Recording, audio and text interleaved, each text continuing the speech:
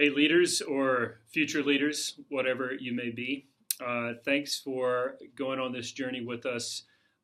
This is our first session, and my hope is that this whole journey is beneficial, and the end result is that you have increased clarity on what it looks like to lead and how to really bring some of these practical ideas of developing yourself as a leader into whatever ministry avenue God has for you, even if that might be outside of our church. My hope is to just equip you guys and give you some tools, some things that you can sink your teeth into. A lot of what we'll talk about is going to be applicable to all kinds of areas of ministry and life and responsibility, so it won't be necessarily zeroed in. We might pick on one particular ministry or type of ministry from time to time, but it's meant to be as a companion to a couple of other environments. First of all, we're meeting every other Friday morning, 6:45 to 7:45 a.m. to try to talk. I'm, of course, doing these videos for you. And then there's a little guide where you have a little bit of reading, just like a one page of reading, and then the following page is questions related to that field. So this is a set of conversations that if I could sit down with you guys, I would talk to you about all of this stuff. So that's where this came from. And it also came from me saying these conversations more than once. I kind of realized that I was saying the same thing to different people over and over again, and it's the things that I keep coming back to try to say, if I'm trying to help someone to think about how to be a good and effective leader, this is what I would talk about. Let me give you a quick story to let you know that I've been thinking about leadership and sort of like the principles of leadership or the dynamics of leadership as a concept applied particularly in the church since I was 16 years old. So that's almost 25 years. And the reason it goes way back that far is because my dad, who's also a pastor, still is a pastor, going strong. He started this journey 25 years ago. Someone recommended to him. Someone influenced my dad to be under the influence of thinking about what it means to be a leader. And my dad passed on that influence to me, and now I'm passing it on to you. So you catch that, right?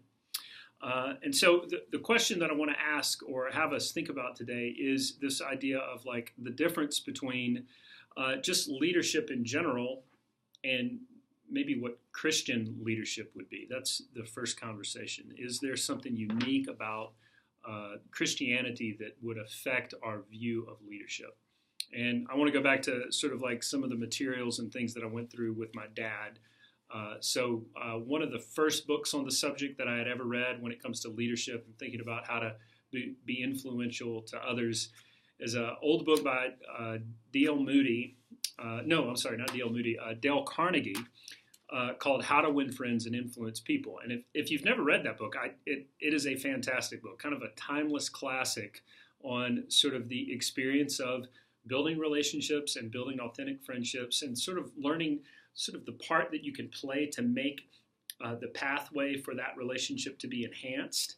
So there's certainly things that we can do that sabotage or put up walls or make it hard for the other person to relate to us.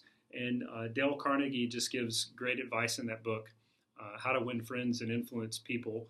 And it's a great starting point for a thought process of how am I going about this business of trying to lead other people? How I've been given a responsibility, I've been given a task, I've been given something that needs to be accomplished, and people are kind of looking at me to help make that happen, and maybe even inviting me to start mobilizing other people to be involved in this activity.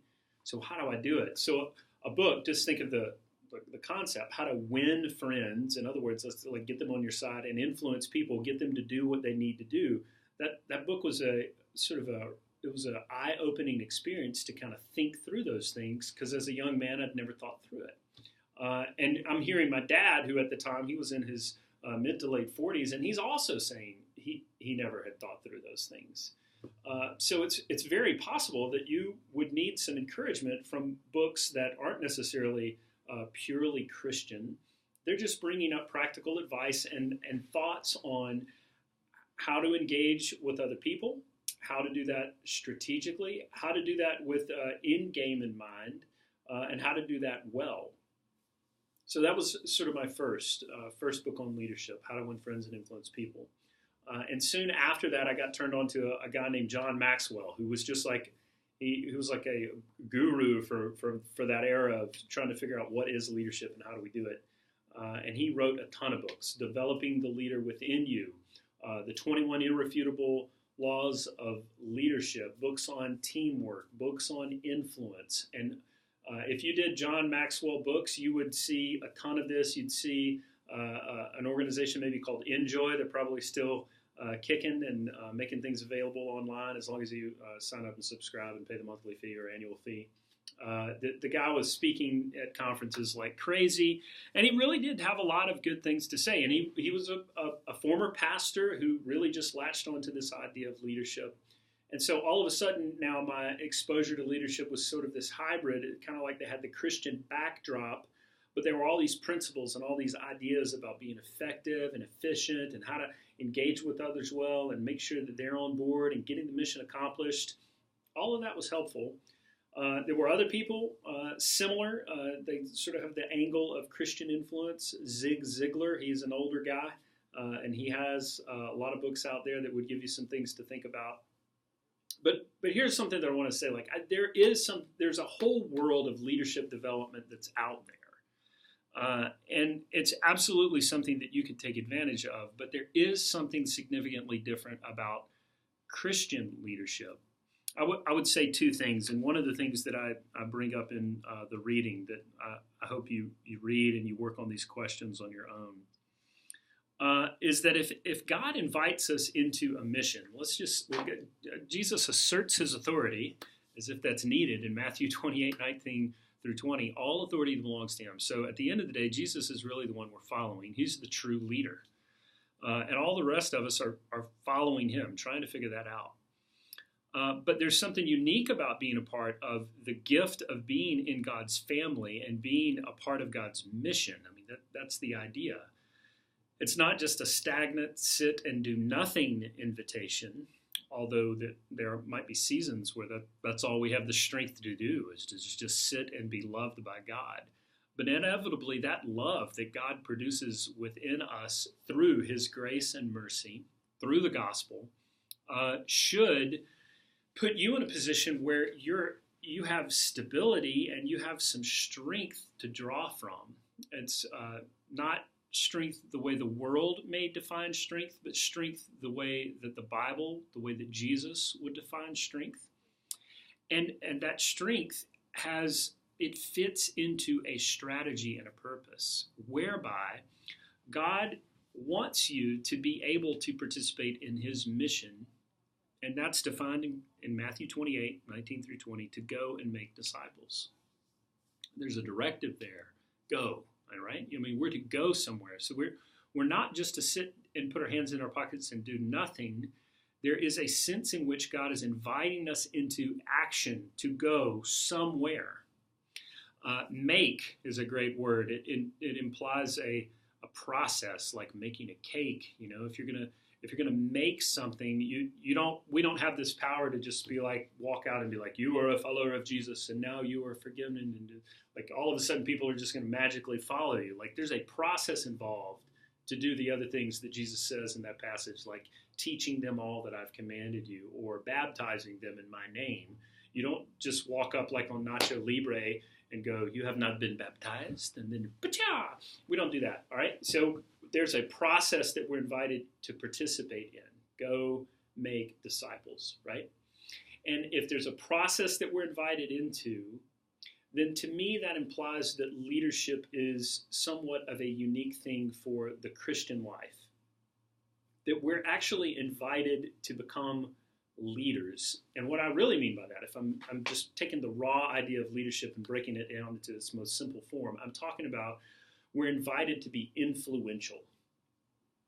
You have an influence, almost sort of like whether you like it or not. The question is, are you being intentional with the influence that God has given you? Or are you just sort of coasting through and not paying attention to the opportunities that you have? And, you know, I think most people, when they're presented with this scenario, are saying to themselves, I don't know if I've thought about how I influence other people, or that I currently influence other people, or that I could potentially influence people more if I thought about how and why that should happen. And if we're talking about sort of Christian leadership, Christian influence, the influence is always moving in the direction toward a greater understanding of who Jesus is and what Jesus has accomplished for us and what it means that we would be living in light of the truth of that good news that Jesus has provided for us. The question is, can we see ourselves as leaders? And I think the answer is absolutely. And the other question is Christian leadership different than just leadership in the world? And again, I would say absolutely. And I think Jesus sets the model for us in that, he said that I came to serve, not to be served. And there's something about the experience of the gospel and the call of Jesus that transforms the way we think about leading and influencing others. If we're in the military, I don't know if you have any background in the military, or maybe you just have a job that probably is more relevant than military background, but I think you understand how it works. There's somebody over you, and the guy over you says, this needs to get done by this time, now go and do it. That's sort of worldly leadership, all right? Because at the end of the day, they may not even care about you. Even in the military, you could almost be thought of as a disposable asset, in the sense that like the whole mission is to take the city, and if we lose half of our people, but we can accomplish that mission, then so be it, kind of cold and heartless. That's different, fundamentally different than Christian leadership, right? Thank God. So we want to think about what it means to be a follower of Jesus and how that we're following God's lead. We want to think about how when Jesus brings us into his family and says, look, I want to make disciples. I want you to make disciples with me. How that invitation can begin to help us think about what it means for us to be intentional in the way that we think, the way that we relate to other people, and how we go about the business of influencing others. So I want you to take some time to think about that. Obviously, this is a whole approach for the purpose of developing your understanding of what it means to be a leader and providing you some tools to sort of say, okay, here's what you need to get to have a stronger understanding of your leadership and to do a better job of leading. And the first concept is just to kind of point out, look, hey, when Jesus invites us into his family, he's invited us into an opportunity to be influential, which means we can think strategically about leading others, influencing others. We should, and if we're not really taking advantage of opportunities of leadership. We're sort of just tabling that and leaving it up for someone else, when in fact God wants everyone in the church, all of the different parts and different giftings and different perspectives and personalities have the ability to provide influence in the health and the direction of the church, all towards the same goal and the same aim, which is making disciples.